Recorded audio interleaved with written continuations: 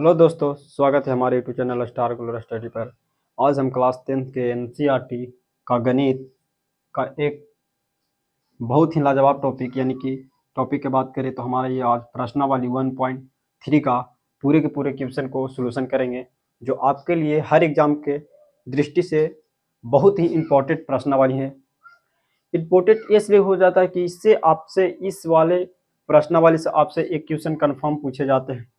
ठीक है, पिछले बार भी पूछ दिया गया था कि सिद्ध करें कि √3 है जो कि एक अपरिमेय संख्या है। इसको आपको क्या करना था, प्रूविंग करना था, और ऐसे क्वेश्चन आपको 2 मार्क्स में पूछे जाते हैं। चलिए जी, तो आपका 2 मार्क्स में पूछे जाते हैं तो यह कहीं ना कहीं आपके लिए क्या है, इम्पोर्टेंट है। हमको बताने के अनुसार आप समझिए कि ये इम्पोर्टेंट टॉपिक है, इम्पोर्टेंट क्वेश्चन, आपको इसको प्रैक्टिस कर लेनी है। सबसे पहले आप तो पहले समझिए, प्रैक्टिस करने से पहले आपको इस वीडियो को समझ लेनी है। ठीक है, चलिए जी, तो हम बिना देर के हुए अपने मैथ की सेशन को करते हैं स्टार्ट। तो आपको यहाँ पे देख लीजिए, हमारा जो प्रश्नावली 1.3 का जो फर्स्ट क्वेश्चन है वो कहता है कि सिद्ध कीजिए कि √5 एक अपरिमेय संख्या है। तो आपको कहीं भी ऐसे मिल जाए या तो फिर आपको बता देते हैं कि √, सिर्फ एक अंक के दे ले रहा है। जैसे में दोस्त √2 कह दे, √3 कह दे, √5 कह दे, √ यहाँ पे आपको क्या कह दे फ्रेंड, तो देख लीजिए √, आपको यहाँ पे 6 कह लीजिए, √7 कह लीजिए, √, यहाँ पे 8 कह लीजिए, √10 कह लीजिए। कहा कि √10 नहीं कह सकते क्योंकि √, आपका सॉरी √9 का वर्गमूल होता है, तो √9 का वर्गमूल 3 हो जाता है, इसलिए यह परिमेय संख्या हो जाएगा। तो √10 कह लीजिए, मैंने एक अंक का ऐसा संख्या मिल जाएगा। सारे को ऐसे संख्याएं कि मेरा दोस्त सिद्ध करने की सारा का सारा जो आपका नियम बताएंगे, जो आपको नियम फॉलो करना है, ये नियम फॉलो आपको करिए। एक ही नियम से सारे के सारे आपको फॉलो कर करके प्रूविंग करना। तो आप अगर एक देख लेते तो आपको इतने सारे कंफर्म याद हो गए। बस आपको करना है का, जहां पे अगर हम √5 लगाए हैं वहां पे आपको √3 दे लेते √3 रखिए, अगर √2 दे लेते √2 देखिए। ठीक है, √7 है √7 रखिए।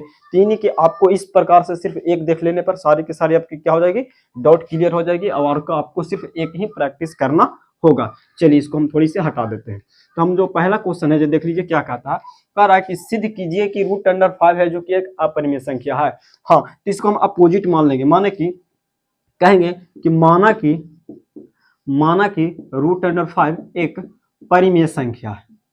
ठीक है, परिमेय संख्या ऐसा मान लेंगे, संख्या है। अब आपको पता होगा कि परिमेय संख्या किसे कहते हैं, जो p/q के रूप में होता है, परंतु जो q का मान होता है वह 0 के बराबर नहीं होती है, तो उसको हम परिमेय संख्या बोलते हैं। p/q के रूप में लिखा जाना चाहिए, परंतु q का मान हमेशा 0 नहीं होनी चाहिए। ठीक है जी, तो ये हमको अपरिमेय संख्या का परिमेय संख्या क्या हमारा क्या था, परिभाषा था, डिफिनेशन था परिमेय संख्या का। परिमेय संख्या का डिफिनेशन एक बार ध्यान से सुनिएगा, कहता है कि वैसी संख्या जो p/q के रूप में लिखा जा सके और जिनका q का मान हो वो कभी भी 0 का इक्वल नहीं होनी चाहिए, यानी बराबर नहीं होनी चाहिए। चलिए, तो अब बताइए, इसलिए हम आपको कहेंगे कि √5 बराबर, यानी कि √5 बराबर, आप यहाँ पे इसको परिमेय माने तो परिमेय बटा हम कहते हैं p/q, करते हैं कि नहीं करते हैं, बताइए। यहाँ पे आप क्या कर रहे हैं, यहाँ पे आपको अपोजिट सबसे पहले मान लीजिए। ठीक है, कि माना कि √5 एक परिमेय संख्या। ठीक है, तो परिमेय संख्या तो इसीलिए कह सकते हैं कि √5 परिमेय संख्या कब होता है, जब p/q होता है। और आपको यहाँ पे बगल में लिख देना कि q का मान कोई नहीं होना चाहिए, तो 0 का बराबर कभी भी नहीं हो जाए, तो हमारा परिमेय संख्या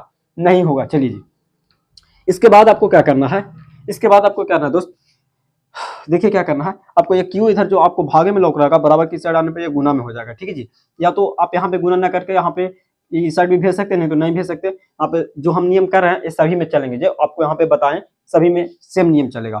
फिर हम यहाँ पे कहेंगे कि दोनों तरफ अपना करना, ये नियम होता है, आपको करना ही करना है। दोनों तरफ वर्ग करने पर, वर्ग मीन्स स्क्वायर करने पर, घात 2 कर देना। ठीक है, तो दोनों तरफ वर्ग करने पर कर दीजिए, दोनों तरफ आप वर्ग कर दीजिए। वर्ग का मतलब कि पावर चढ़े, यानी कि √5 पर ही कर दीजिए यहाँ पे वर्ग, और p/q पर भी आप यहाँ पे वर्ग कर दीजिए।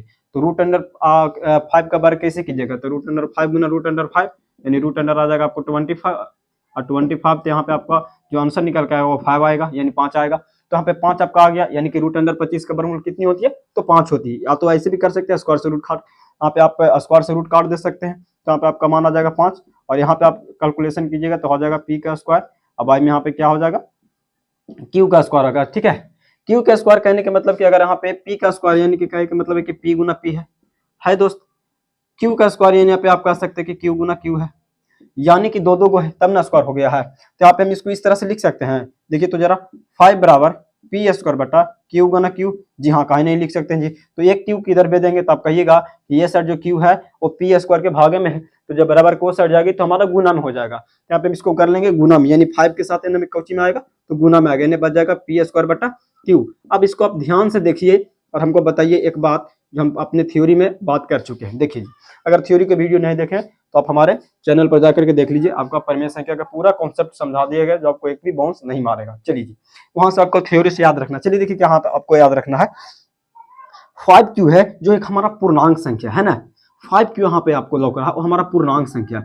पूर्णांक संख्या किसे कहते हैं, तो 0 से बड़ी और 0 से छोटी, यानी 0 से बड़ी 1 2 3 4 और 0 से छोटी -1 -2, इस तरह से संख्याओं का जो संग्रह हो तो हमको पूर्णांक संख्या कहते हैं। ठीक है जी, तो पूर्णांक संख्या कहते हैं। यहाँ पे p बटा q यहाँ पर लिख रहा है आपको बटा में रूप के लिए, अब बटा किसको कहते हैं जो भिन्न के रूप में हो। अच्छा भिन्न को कहता है भाई, तो भिन्न हमको तो ही नहीं कहता कि अंश बटा हर, यानी अंश बटा हर के रूप में कहीं ना कहीं आपको ये नजर आ रहा होगा। देखिए अंश बटा हर के रूप में है कि नहीं, उसको ऊपर वाला का अंश कहिएगा, नीचे वाला हर को कहिएगा। अब बताइए पूर्णांक संख्या कभी भी आपको बटा में नहीं लौकेंगे, तो बताइए जब नहीं लौकेगी तो हमसे यहाँ पे हमको एक चीज आराम से पता चल रहा है कि कभी भी पूर्णांक संख्या भिन्न संख्या के बराबर नहीं होगा। तो यही बात को आपको लिख देना और आपका यहाँ पे हो जाएगा सोल्यूशन। देखिए कुछ कहेंगे कि यहाँ 5q एक कौन सी संख्या मेरे दोस्त, पूर्णांक संख्या है। ठीक है, पूर्णांक संख्या है तथा में क्या लिखेंगे कि पी स्क्वायर बटा क्यू एक कौन सी संख्या है, तो कहिएगा कि भिन्न संख्या। भाई बटा के रूप में तो भिन्न बोल सकते हैं, तो भिन्न संख्या है।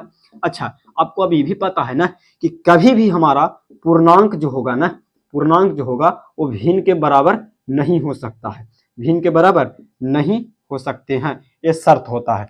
तो बताइए पूर्णांक कभी भिन्न के बराबर नहीं होगा, तो यहाँ पे आप कह सकते हैं कि इससे हमको ये कथन पता चल जाता है कि जो हमने माना था यहाँ पे, देखिए ऊपर हम आपको यहाँ से इसके बाद ऊपर कर देते हैं। तो हम कह रहा है कि पूर्णांक संख्या कभी भिन्न की संख्या बराबर नहीं होगा, इसीलिए लिख देंगे कि यहाँ अतः √5 एक परिमेय संख्या नहीं बल्कि एक अपरिमेय संख्या होंगे। ठीक है, ये हमारा हो गया प्रूविंग। उसके बाद यहाँ पे आप प्रूफ लिख दीजिए कि आपने क्या कर दिया भाई, तो इसको हमने सिद्ध कर दिया। इसी प्रकार आपको √2 को करना, √3 को करना, √7 को करना, √10 को करना, मतलब जो भी सिंगल मिल जाए यही सेम प्रक्रिया लगाना दोस्त। आशा करते हैं कि आपको यह बहुत ही इक्वल तरह से एकदम समान तरीके से समझ में आ गया होगा, क्योंकि इस बार हम अच्छे तरीके से इसको बनाया ताकि आपको 2 नंबर की ट्यूशन हो, तो आप इस तरह से कर देते तो आपको 2 में 2 मिलेगा। बस कुछ नहीं करना, जो दिया रहा है उसको अपोजिट मान लेना, जैसे परिमेय दे यहाँ पे अपरिमेय सिद्ध करना था, परिमेय मान लिया। ठीक है, अच्छा आपको यहाँ पे क्या करना, तो देखिए परिमेय होगा तो p बटा q के रूप में लिख सकते हैं भाई। अच्छा ये भी आपको पता होगा कि q का मान कभी भी 0 के बराबर नहीं है, तो आपने परिमेय संख्या में पढ़ा होगा, तो q का मान 0 के बराबर नहीं होना चाहिए। अब यहाँ पे दोनों तरफ वर्ग कर देना, इसके बाद कैलकुलेशन करके आपको इतना कर देना है। अब बताना है कि भिन्न है जो कभी पूर्णांक से बराबर हो ही नहीं सकता, और जब हो ही नहीं सकता तो परिमेय संख्या नहीं होगा, अर्थात लिख देना कि यहाँ पर संख्या होगा। तो दोस्त ये हमारा क्वेश्चन नंबर फर्स्ट, और आपको सारे के सारे नियम इसी पे बनेंगे, बस आपको इसी पर खाली अंक चेंज कर दें। जैसे आपको √2 पूछे कोई दिक्कत नहीं भाई, इस पे रख दो ना, √5 जगह √2 रख दो, √3 पूछा कोई बात नहीं, अंक चेंज कर दो। तो इस प्रकार हमारा जो पहला क्वेश्चन था आपको अच्छे तरीके से समझ में आ गया। दावा के साथ कह सकते हैं कि आपको यह दम दावा की तरह काम कर गया होगा, यानी कि आपको क्वेश्चन समझ में आ गया होगा। चलिए हम अगला क्वेश्चन पर चलते हैं। अब इसको आप स्क्रीनशॉट ले लीजिए। ये हमारा था क्वेश्चन नंबर फर्स्ट, हम चलेंगे क्वेश्चन नंबर अगले पे। ठीक है, आज इस प्रश्नावली के ऐसा एक भी क्वेश्चन है जो आपके दिमागों में ना हो, आपको दिमाग में हम यहाँ पे आपको समझा देंगे, लेकिन आप एक बार रिक्वेस्ट कर रहे हैं प्रैक्टिस कर लीजिए। ठीक है, जो आपका प्रैक्टिस होगा ना, जो वहाँ पे आपको काम देगा एग्जाम में। ठीक है ना, आप यहाँ पे समझ में आ गया होगा, आ ही गया होगा, कोई यहाँ पे दिक्कत ना होगा, लेकिन आपको प्रैक्टिस कर लेनी है। ठीक है, एक बार प्रैक्टिस कर लेनी है। अगला हमारा जो क्वेश्चन में दूसरा है वो कहता है कि सिद्ध कीजिए कि 3 + 2√5, यहाँ पे बस अंक चेंज कर देना है, 3 + 2√5 एक अपरिमेय संख्या है, बस इतने को आपको सिद्ध करना है। देखिए ऐसे अंक मिले ना तो आपको दोनों तरफ वर्ग नहीं करना, इसके बस सिंगल वाले के लिए वर्ग करना, इसके लिए वर्ग नहीं करना। इसके लिए अभी और आसान तरीका क्या कर लेंगे, पहले तो अपोजिट मान लेंगे कि माना कि माना कि 3 प्लस जितना देने लगा सबके मान लेना है। √5 एक कौन सी संख्या है?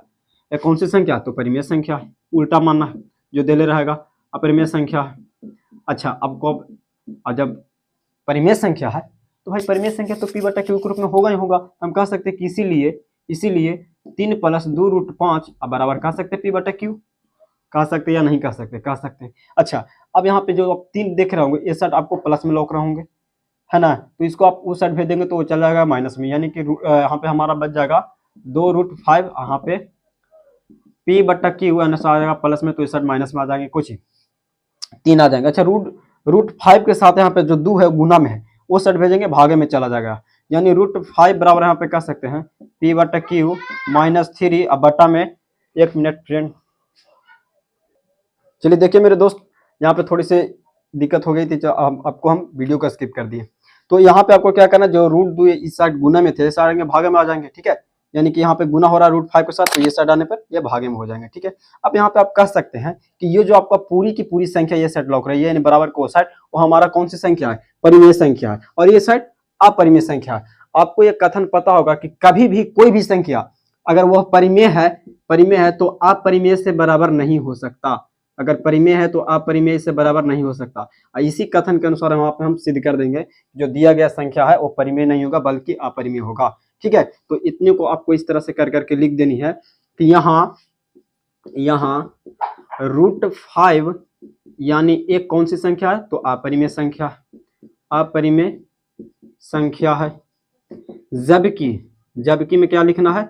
जो भी संख्या है यहाँ पे लिख दीजिए p बटा q -3/2, ये कौन सी संख्या? तो परिमेय संख्या होगा, परिमेय संख्या है, ठीक है? परिमेय संख्या है। इसके बाद आपको क्या करना, लिखना नीचे कि अतः में लिखना है कि परिमेय बराबर अपरिमेय क्या है? असंभव है, मतलब संभव नहीं है, असंभव है। इसीलिए यहाँ पे लिख देना आपको, इसीलिए 3 प्लस 2√5 एक कौन सी संख्या होगी? परिमेय नहीं होगी बल्कि अपरिमेय संख्या होगी। आप इतना लिख करके प्रूफ लिख दीजिए, आपका 2 नंबर का मार्क्स के काम हो गया। देखिए आपको सारे ऐसे ही बनाना है, यही नियम से फॉलो करके, ठीक है? तो आप इसको फटाक से स्क्रीनशॉट लीजिए। क्वेश्चन नंबर पर अगला पाते हैं। ये हमारा क्वेश्चन नंबर 2 था, ठीक है? क्वेश्चन नंबर चेंज नहीं किए थे। क्वेश्चन नंबर 2 था। क्वेश्चन नंबर 3 में क्वेश्चन नंबर 3 में 3 क्वेश्चन है, ठीक है? क्वेश्चन नंबर 3 में आपको 1 है, 2 है, 3 है, यानी कि तीनों को देखिए सब एक ही नियम से बनेगा। चलिए इसको मिटाते हैं, ठीक है? इसको हम मिटाते हैं। क्वेश्चन नंबर हमारा क्या था? दूसरा था। इसके बाद हम तीसरे पर आते हैं। चलिए इसको मिटा लेते हैं। सेम तरीके से बनेंगे क्वेश्चन नंबर 3 का भी, सारे के सारे क्वेश्चन एक ही तरीके से बनेंगे। बस आपको याद रखना, एक क्वेश्चन उसके बाद सारे के सारे बन जाएंगे। यहाँ पे देखिए ज़्यादा मिटाने की आवश्यकता नहीं है, बस जो सिद्ध करना उसी को मिटाइए, बाकी आपका यहाँ पे लिखा रहेगा सेम चीज़। जैसे कि सिद्ध करना है इसको मिटाइए और इसको मिटाना है, बस क्वेश्चन नंबर को भी मिटाना है। चलिए देखिए यहाँ पे हमारा क्वेश्चन नंबर 3 होगा। 3 के हम सबसे पहले फर्स्ट करेंगे। तो पहला में क्या सिद्ध करना देख लेते हैं किताब से। कह रहा है कि सिद्ध कीजिए कि निम्नलिखित संख्या है अपरिमेय संख्या। जैसे 1 बटा पहले दिया आपको √2, तो वहाँ पे कुछ कहेंगे कि माना कि 1 बटा √2 एक कौन सी संख्या? परिमेय संख्या है। तो परिमेय संख्या का यह शर्त होता है कि अगर 1 बटा 2 यहाँ पे परिमेय संख्या माने तो आप p बटा q कह सकते हैं, ठीक है? p बटा q यहाँ पे आप कह सकते हैं, ठीक है? अब यहाँ पे आपको क्या कर लेनी है, थोड़ी सी कि तीछा तीछी कर लीजिए गुना, ठीक है? तीछा तीछी गुना कर लेने तो आप अंक को भी पलट सकते हैं, ठीक है? अंक को पलटने का कहने का मतलब है कि आप यहाँ पे कर लीजिए, इस वाले को ऊपर कर लीजिए, इस वाले को ऊपर कर लीजिए, तो आप तीछा तीछी गुना भी कर सकते हैं। यानी ऐसे कर सकते हैं q बराबर आप कह सकते हैं यहाँ पे q बराबर हम यहाँ पे कह सकते हैं कि √2 ऑफ p। तो यहाँ पे आपके q बराबर यहाँ पे ये भी लिख सकते हैं, नहीं तो आपको ऐसे करने के मन नहीं है तो आप क्या कीजिए √2 को ऊपर कर दीजिए। अब बटा में ये हो जाएगा, पलटने के बाद q ऊपर चल जाएगा, p आ जाएगा नीचे। उसके बाद सेम कंडीशन सेम नियम से आपको क्या करना है, यहाँ पे लिख देना है। बटा में 1 होता है, लिखिए या तो फिर नहीं लिखिए, ठीक है? इतने कर करके आपको लिख देना है क्या, यहाँ पहले वाला ही लिख देना है कि यहाँ √2 एक अपरिमेय संख्या है, जबकि में लिखना है q बटा p एक परिमेय संख्या, क्योंकि p बटा q के रूप में है तो परिमेय संख्या है। उसके बाद नीचे में लिख देना सेम वाला कंडीशन होगा कि अतः परिमेय बराबर अपरिमेय असंभव है, असंभव है। इसीलिए 1/√2 एक कौन सी संख्या होगा? अपरिमेय संख्या होगा, अपरिमेय संख्या होगा या तो फिर होगी। ये हमारा क्या होगा? प्रूफ हो गया क्वेश्चन नंबर तीसरा के पहला।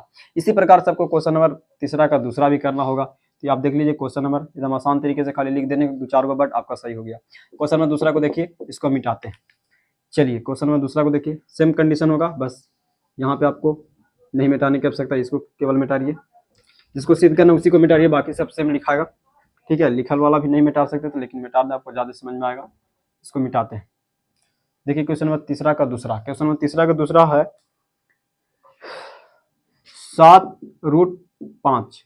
यहाँ पे कुछ करेंगे कि माना कि 7√5 एक परिमेय संख्या है, तो इसीलिए हम कहेंगे 7√5 बराबर यहाँ पे कह सकते हैं कि ये इसके बराबर होगा। तो अब यहाँ पे आपको क्या करना है, ये जो आपको संख्या लौक रहे हैं 7, गुना में उस साइड भेज दीजिए तो भागे में चला जाएगा। ठीक है, तो इसके बाद हम यहाँ पर क्या लिख देंगे, इसके बाद आप लिख सकते हैं यहाँ पे कि भेज देते तो यहाँ पे √5 बराबर हमारा हो जाएगा P/Q।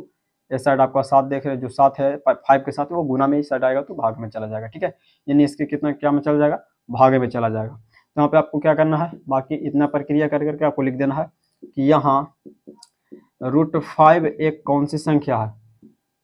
√5 एक अपरिमेय संख्या है, अपरिमेय संख्या है, जबकि P/Q/7 एक कौन सी संख्या है? परिमेय संख्या है, परिमेय संख्या है। अतः परिमेय बराबर अपरिमेय असंभाव्य है। इसीलिए क्या सिद्ध करना है? जो सिद्ध करना लिख दीजिए कि 7√5 एक अपरिमेय संख्या होगा, बस। इसके बाद आपको प्रूफ लिख देना है, अपरिमेय संख्या होगा।